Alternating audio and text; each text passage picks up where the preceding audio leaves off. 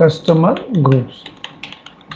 So ఇక్కడ transaction code వచ్చి screen మీదకి వెళ్తున్నానండి. బ్యాక్ వస్తున్నాను. ట్రాన్సాక్షన్ కోడ్ వచ్చి చూడండి OBD2 transaction code OBD2 support project కూడా మీకు యూజ్ అవుతుందండి.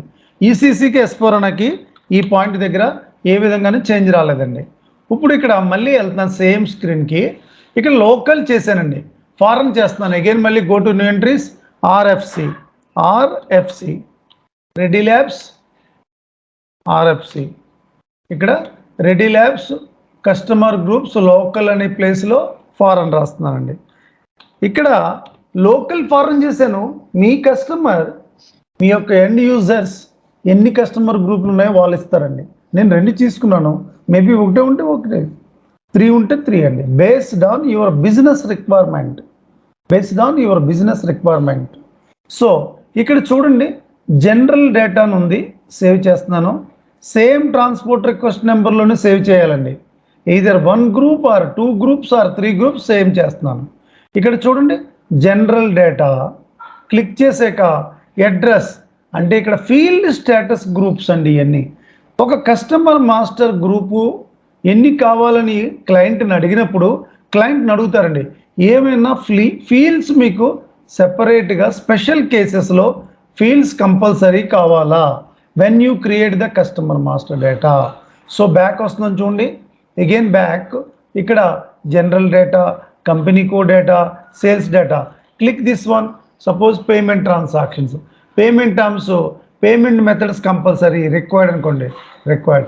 ఏ ఫీల్డ్ అన్నా కరెంట్ సిస్టంలో ఉన్నది సేమ్ ఎస్ఏపిలో కావాలనుకున్నప్పుడు ఏ ఫీల్డ్ అన్నా రిక్వైర్డ్ ఉందా మీకు స్పెషల్ కేసెస్లోని క్లయింట్ని అడుగుతారండి. పర్టికులర్ ఫీల్డ్ రిక్వైర్డ్ అని కావాలన్నప్పుడు నోట్ చేసుకుంటారు.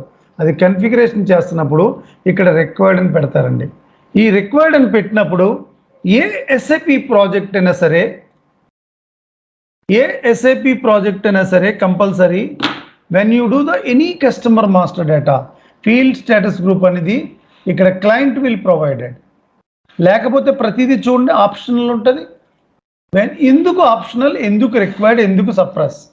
వెన్ యూ క్రియేట్, మనం ఏ కస్టమర్ మాస్టర్ డేటా చేసినా ఆప్షనల్ అనుకోండి. ఈ ఫీల్డ్ మనం ఎంటర్ చేసినా ఎంటర్ చేయకపోయినా డేటా వాస్ సేవ్డ్. అదే రిక్వైర్డ్ తీసుకున్నాం అనుకోండి, when you create any customer master data compulsory మనం ఫీల్డ్ని ఎంటర్ చేయకపోతే సిస్టమ్ సేవ్ చేయలేమండి. అదే రిక్వైర్డ్, ఆప్షనల్, సప్రెస్. సో మనం కస్టమర్ మాస్టర్ డేటా గ్రూప్స్ని చేసామండి. సో ఇది ఫీల్డ్ స్టేటస్ గ్రూపు, 2 గ్రూపులు చేసాం. నౌ చూడండి, ఇక్కడ డిఫైన్ క్రియేట్ నెంబర్ రేంజెస్ ఉంది. ఇక్కడ create number ranges for customer accounts. Go to interval. ఇక్కడ ఏ నెంబర్స్ ఉన్నాయో చూసుకోండి ఒకసారి. ఎన్ని డిలీట్ చేస్తున్నాను అన్నెసరీ థింగ్స్, ఎవరు మెయింటైన్ చేయలేదు ఇంకాని. సో సేవ్ చేస్తున్నాను, గుర్తుంచుకోండి. ఇప్పుడు మనం నెంబర్ చేస్తున్నాం ఏంటంటే ఇక్కడ ప్లస్ ఉంది చూడండి, ఇక్కడ ప్లస్ నేను ఫస్ట్ నెంబర్, సెకండ్ నెంబర్ చేస్తున్నానండి. మేబీ 1 to, మేబీ నేను ఎక్కువ తీసుకోవట్లేదండి, 1 to 100, మేబీ 101 to 200. మీరు ప్రాక్టీస్ చేసినప్పుడు మీకు ప్రాబ్లం లేకుండా. ఇంటర్వల్ కూడా తక్కువే తీసుకోండి, మీరు ఎక్కువ తీసుకోవద్దు. ఎందుకంటే క్లయింట్ ప్లేస్లో క్లయింట్ ఇస్తాడు. 1 to 10,000 అంటే 1 to 10,000 ఎంతైనా తీసుకోవచ్చండి. సేవ్ చేసాక చూడండి, ఇక్కడ ఏమొచ్చిందండి, ఇంటర్వల్ ఓవర్లాప్ అని వచ్చిందండి. ఇక్కడ ఇంటర్వల్ ఓవర్లాప్ అని వచ్చింది. ఇది కూడా డిలీట్ చేసేస్తున్నాను. ఇప్పుడు చేంజెస్ ఫర్ సేవ్డ్ వచ్చింది చూడండి. ఇదేంటండి ఎక్స్టర్నల్ ఇంటర్నల్ అంటే ఏ కస్టమర్ మాస్టర్ డేటా డిస్కస్ చేసినప్పుడైనా సరే క్లయింట్ ప్లేస్లో చెప్పండి, ఏ కస్టమర్ మాస్టర్ డేటాని డిస్కస్ చేసిన క్లయింట్ ప్లేస్లో ఇంటర్నల్ ఎక్స్టర్నల్ నెంబర్ రేంజెస్ అంటే ఇంటర్నల్ నెంబర్ రేంజ్ అంటే సిస్టమ్ ఆటోమేటిక్లీ జనరేట్ అవుతుందండి. లోకల్ అనుకోండి 1 2 3 4 అప్ టు 100.